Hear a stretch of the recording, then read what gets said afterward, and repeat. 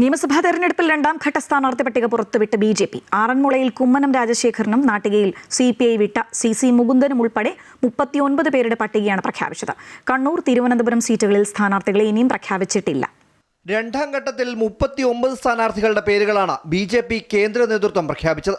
മുതിർന്ന നേതാവും മിസോറാം മുൻ ഗവർണറുമായ കുമ്മനം രാജശേഖരൻ ആറന്മുളയിൽ മത്സരിക്കും. മന്ത്രി വീണ ജോർജും കോൺഗ്രസിൽ അബിൻ വർക്കിയെയും പരിഗണിക്കുന്ന മണ്ഡലത്തിൽ ശക്തമായ ത്രികോണ മത്സരത്തിനാകും വേദിയാവുക. കൊടുങ്ങല്ലൂരിൽ പരിഗണിച്ച ബി ഗോപാലകൃഷ്ണനെ ഗുരുവായൂരിലാണ് സ്ഥാനാർത്ഥിയാക്കിയത്. നാട്ടികയിൽ CPIയിൽ നിന്നുമെത്തിയ സിറ്റിംഗ് MLA CC മുകുന്ദനാണ് സ്ഥാനാർത്ഥി.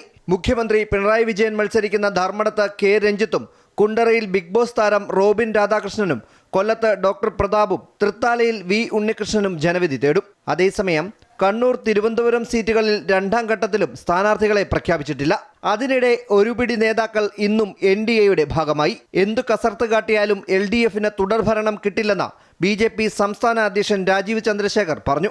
ഈ ഒരു വികസിത കേരളം വളരും എന്ന ഒരു ഉറപ്പും ഞങ്ങളുടെ ഒരു കാഴ്ചപ്പാടും ഞങ്ങളുടെ ഒരു മുദ്രാവാക്യം, അതിൻ്റെ ഭാഗമായി രാഷ്ട്രീയക്കാർ മാത്രമല്ല, കേരളത്തിലെ എല്ലാ സ്ഥലത്തു നിന്നും ജനങ്ങൾ ഞങ്ങളൊപ്പം ഉണ്ട് എന്ന് ഞങ്ങൾക്കൊരു വിശ്വാസമുണ്ട്.